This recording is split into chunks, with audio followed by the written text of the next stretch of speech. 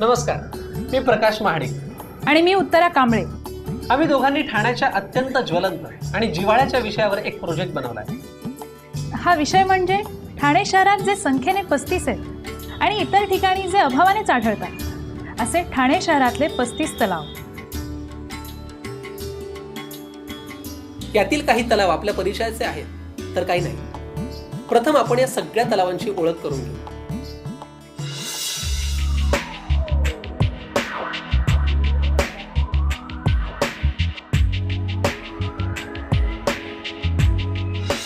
पहिल्यांदा नौपाडा प्रभागातील मासुंदा, कचराळी, जेल तलाव, तसेच उथळसर प्रभागातील मखमली, घोसाळे, कोलबाड, सिद्धेश्वर, जोगीला, ब्रह्माळा आणि गोकुळनगर तलाव, रायलादेवी प्रभागातील रायलादेवी तलाव, माजिवडा प्रभागातील रेवाळे, कोलशेत, तुर्भेपाडा, डावला, देवसर, नार, कावेसर, कासारवडवली, शिवाजीनगर हे सगळे तलाव, कोपरी प्रभागातील हरियाली, गांधीनगर हे महत्वाचे तलाव, मुंब्रा प्रभागातील दातिवली, देसाई, कौसा, फडकेपाडा, खर्डीपाडा, दिवासाबा, शिळपाटा, खिडकाळी, दायघर आणि आगासन तलाव, कळवा प्रभागातील खारेगाव, न्यू शिवाजीनगर हेही तलाव आणि वर्तक नगर प्रभागातील उपवन तलाव.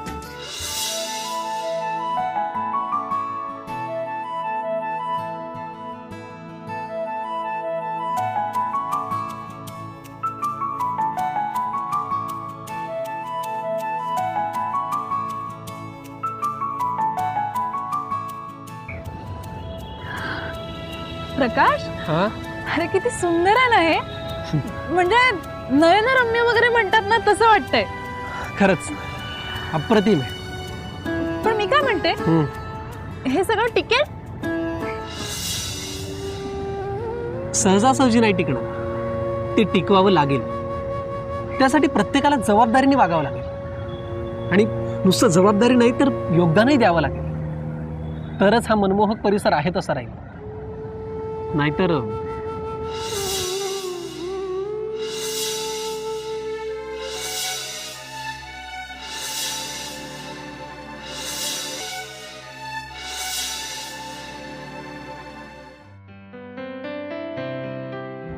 जेव्हा जेव्हा या ठाण्यातल्या तलावांना आम्ही जाऊन भेटी दिल्या, जवळ जाऊन पाहिलं, पाण्यावर छान हळुवार तरंग होते.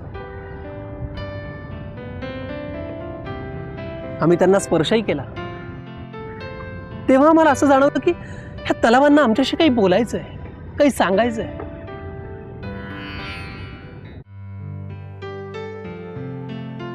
पाहिलंत, पूर्वी मी किती नितळ होतो. झाडं, वेली, पक्षी, इतकंच काय, आभाळ सुद्धा आपलं प्रतिबिंब निहाळत बसायचं तासन तास. मला म्हणायचं, तू किती आरशासारखा स्वच्छ आहेस. आत्ता पण येत असतील, पण त्यांना त्यांचं प्रतिबिंब दिसत असेल. झाडं, वेली, पक्षी, आभाळ, सगळे सगळे सवंगडी मला सोडून गेलेत. जरा विचार कराल का कोणी? माझ्यापाशी कोणी येत नाही, सुखदुःखाच्या गोष्टीही करत नाही. ठाणेकर नागरिकांची वृत्ती तर बदलली नसेल. आमच्याकडे पूर्वीसारखे लक्ष कुठं देत आहेत ते? खुशाल येतात, जलाशयात प्लॅस्टिक टाकतात, सांडपाणी सुद्धा सोडतात आणि निर्माल्य, थर्मोकोल, काठावर बसतात ते बसतात आणि चक्क कागदांचे बोळे, कुल्फीच्या काड्या, नाही त्या वस्तू टाकतात. आणि हो, आम्हाला भूक नसली तरी मक्याचे बुट्टे देतात. काय म्हणायचं यांना? या सगळ्यामुळे आम्ही जखमी होतोय. आमच्यातल्या काहींना तर दुर्गंधी सुटलीये, काहींच्या अंगावर तर शेवाळ वाढलंय. अनेकांच्या भोवती तर उंदीर आणि डासांनी साम्राज्य उभारलंय. साम्राज्य. त्यांनी अर्पण केलेले जलपर्णीचे जड दागिने सुद्धा मिरवतो आहोत.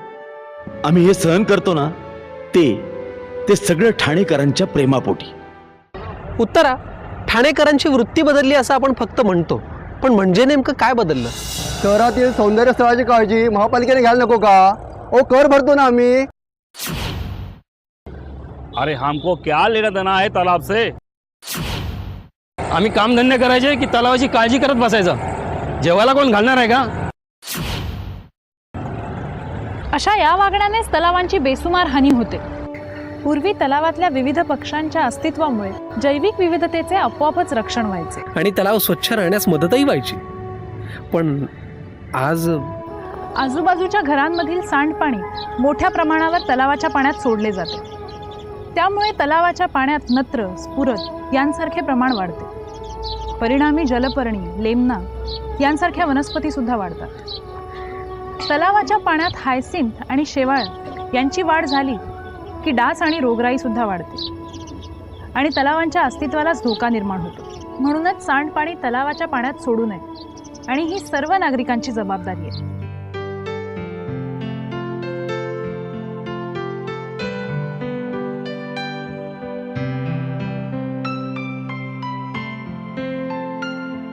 अहो बाई, तुम्ही कचरा काय टाकताय? हो, तुम्हाला नेहमी नेहमी मीच दिसते का कचरा टाकताना? त्या माणसाने टाकला त्याला काही नाही, त्यांनी टाकला ना म्हणून मी टाकला. अहो पण टाकलात ना. मग तुम्ही त्यांना बोला ना, मला काय नेहमी नेहमी बोलता? बघा, तुमच्यामुळे तिने कचरा टाकला. अहो मान्य आहे मला. अहो पण कचरा कुंडी खूप लांब आहे हो, आणि इकडे अरुंद रस्ते आहे सगळे. आता इतक्या लांब कसं चालत जाणार हो? अहो जवळच होता म्हणून मी टाकला हो तिथे कचरा.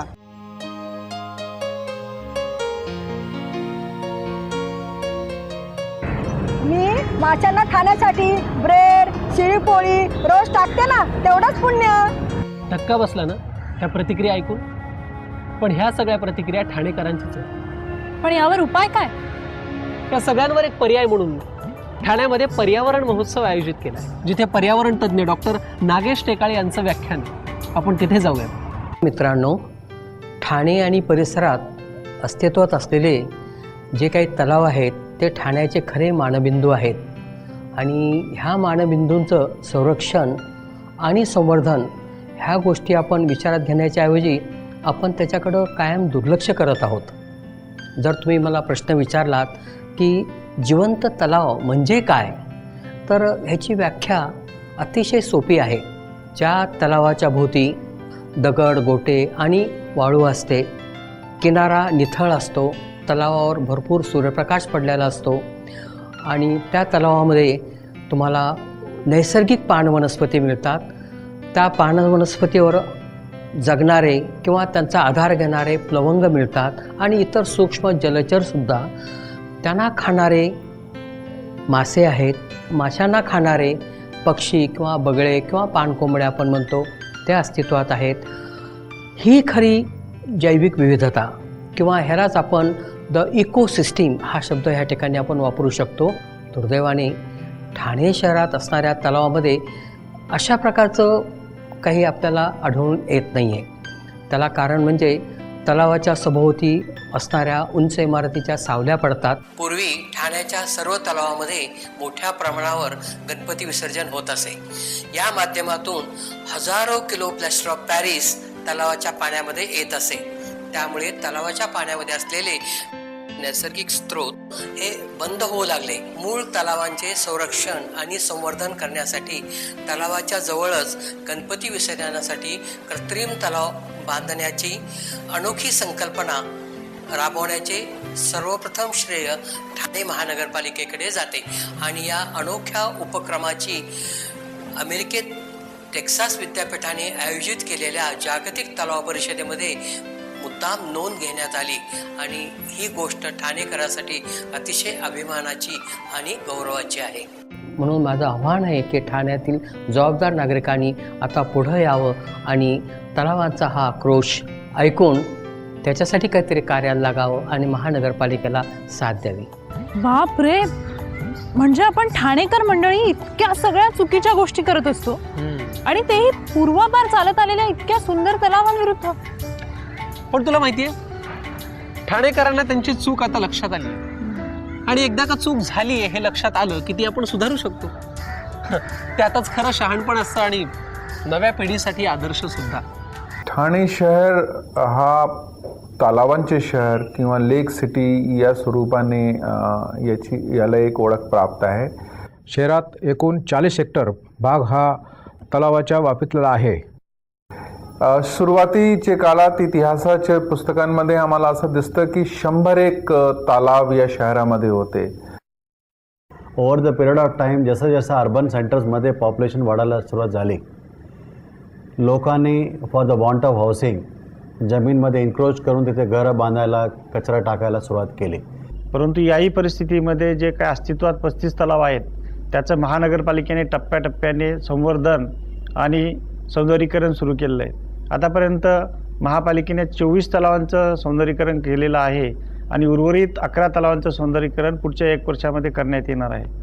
सुरुवातीला 9 तलावांच्या संवर्धनासाठी पर्यावरण मंत्रालय, भारत सरकार यांच्याकडून आम्हाला अनुदान मिळालं होतं, परंतु त्यानंतर 24 तलावांचे संवर्धन जे करण्यात आले त्याच्यामध्ये महानगरपालिकेने स्वतःचे निधी खर्च करून या तलावांचे संवर्धन केलेले आहेत. कुठे आपण जॉगिंग करतोय, समवेअर आपण गार्डन्स तयार करतोय, मेडिटेशन करण्यासाठी ते व्यवस्था तिथे तयार केलेली आहे. सम लेक्समध्ये आम्ही सॅग्रिगेशन बिटवीन दी अर्बन, ज्याला मास बोलतो आहे, बिटवीन द रोड्स आणि ती जी लेक बाउंड्री आहे, बाय क्रिएटिंग द लँडस्केप ते तयार करून तसं केलेलं आहे. आणि कुठे तर आम्ही ते स्पेशल जे चिल्ड्रन असतात त्यांच्याकडे जे स्पेशल आर्ट असतो आहे त्या पद्धतीने त्याची वॉल्सची ते पेंटिंग, कुठे कुठे तर आम्ही ते ब्लू कलरची संकल्पना देऊन ते वॉल्सला पेंटिंग केलं, सो दॅट जेव्हा आपण लेकला एंटर करणार त्या एरियाजमध्ये वासनच ते दिसतो आहे. हे सर्व तलावांच्या भोवती दाट बस्ती असल्याने या तलाव जे आहेत आपले सामाजिक जीवनाशी, धार्मिक जीवनाशी फार जवळचे यांच्या संबंधी येतो. गुढीपाडवा असो किंवा छठ पूजा असो किंवा आणखीन कुठले आमचे दिवाळी सण असो, हे संपूर्ण सण आपल्या तलावाच्या निकट केले जातात. अशा वेगवेगळ्या कारणासाठी शहरातले जे काही नागरिक आहेत या नागरिकांनी त्या तलावाचं जर प्रदूषण केलं तर महापालिका त्याचं संवर्धन करून काय उपयोग होणार नाही. मी महानगरपालिकेच्या वतीने जे शहरातील नागरिक आणि आजूबाजूच्या वस्तीतील नागरिक यांना आवाहन करेल, महानगरपालिकेच्या तलाव संवर्धनाच्या जे काही आपले प्रयत्न आहेत या स्तुत्य उपक्रमाला सर्व नागरिकांनी सहकार्य करावं. महानगरपालिकेने बरेच उपक्रम राबवले. ही तळी वाचवण्याचा प्रामाणिक प्रयत्न सुद्धा केला. काही प्रमाणात सफलताही मिळाली. पण उत्तर आहे, या जगात फुकट काहीही मिळत नाही. हे सगळे उपक्रम राबवण्यासाठी, हे प्रयत्न करण्यासाठी प्रचंड प्रमाणात खर्च करावा लागतो. आणि हा सगळा खर्च ठाणेकरांनी भरलेल्या करातून केला जातो. खरं तर या तलावांभोवती अनेक सोयी सुविधा देता यायला हव्यात, पण सगळा खर्च तलाव मेंटेन करण्यात निघून जातो. ठाणे महानगरपालिकेमध्ये तिथल्या प्रदूषण नियंत्रण विभागातर्फे तलावाच्या सौंदर्याच्या दृष्टीने मोठ्या प्रमाणावर अनेक महत्त्वपूर्ण कार्य केले जातात. तिथल्या प्रदूषण नियंत्रण अधिकारी सौ मनीषा प्रधान आणि त्यांचे सहकारी यासाठी सतत कार्यरत असतात. पर्यावरण मंत्रालय यांच्या सहकार्याने 2002 सालापासून महापालिकेनं बायो रेमिडिएशन ही टेक्नॉलॉजी सुरू केली. ही टेक्नॉलॉजी इन सिट्यू टेक्नॉलॉजी आहे. या टेक्नॉलॉजीमध्ये तलावामध्ये विशिष्ट प्रकारचे बॅक्टेरियांची फवारणी करण्यात येते.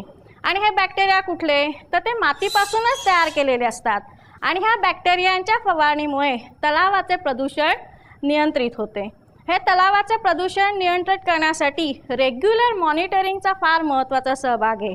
वारंवार बायो प्रोडक्टचा मेंटेनन्सचा डोस द्यायचा किंवा एरेशन सिस्टीम लावायची, त्याचा डिझॉल्व ऑक्सिजन मेंटेन करायचा, ह्या घटकांची वारंवार तपासणी करायला लागते. तर आमची प्रदूषण नियंत्रण कक्षाची प्रयोगशाळा 2002 पासून आता 10 वर्ष होतात सातत्यानं या तलावांचं पाणी नमुने परीक्षण करीत आहे. आणि महापालिका सातत्याने तलावाचं संवर्धन वैज्ञानिक दृष्टीने करण्याचा प्रयत्न करत आहे. तलावामध्ये गणपती विसर्जन आता बंद झालंय.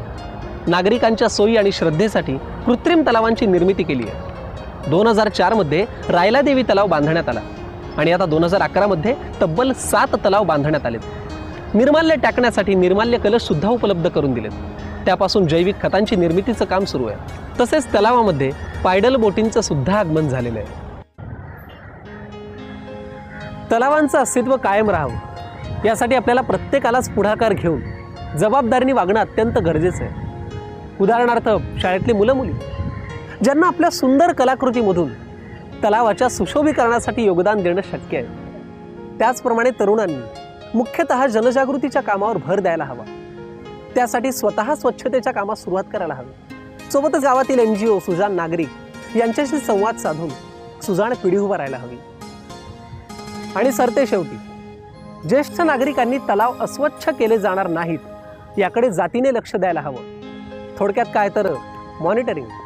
आणि हो, मला 100% खात्री आपण ठाणेकर मंडळी तलावाच्या प्रेमापोटी ह्या सगळ्या गोष्टी निश्चितच करू. सगळ्या अभ्यासानंतर एक गोष्ट लक्षात आली, ती म्हणजे ही की प्रत्येक नागरिकाने एच या इंग्रजी अक्षराची त्रिसूत्री ही स्वीकारलीच पाहिजे. ही त्रिसूत्री म्हणजे हेड, हार्ट आणि हँड. म्हणजे आपल्या डोक्यात कल्पना सुचतात, त्या हृदयापर्यंत पोहोचतात आणि मग हातांद्वारे त्या कार्यवाहीत प्रतीत होतात. म्हणजे आपण जेव्हा डोक्याने विचार करतो त्यावेळेला असं लक्षात येतं की तलाव प्रदूषित झालाय, आणि मग आपलं हृदय आपल्याला म्हणतं की अरे हा माझा तलाव आहे. आणि खरं सांगतो, जेव्हा अशी भावना मनात येते ना, त्यावेळेलाच आपले हात पुढे येतात आणि मग तलाव शुद्ध करण्याची प्रक्रिया चालू होते. अगदी बरोबर बोललास. तलाव स्वच्छता आणि संवर्धनासाठी आपण सगळ्यांनीच एकत्र यायची गरज आहे. आम्ही ठाणेकर शपथ घेतो की या तलावांची स्वच्छता, सौंदर्य आणि संवर्धनाची सातत्याने काळजी घेऊ. सत्कार्याला सहस्त्र हात, आम्ही ठाणेकर देऊ साथ. पर्यावरण समतोल राखण्या अडचणींवर करूया मात. स्वच्छ सुंदर तलाव ठेवू, सहकार्याची देऊ साथ. तलावांशी या आपुले नाते, जाण ठेवूया नित्य मनात.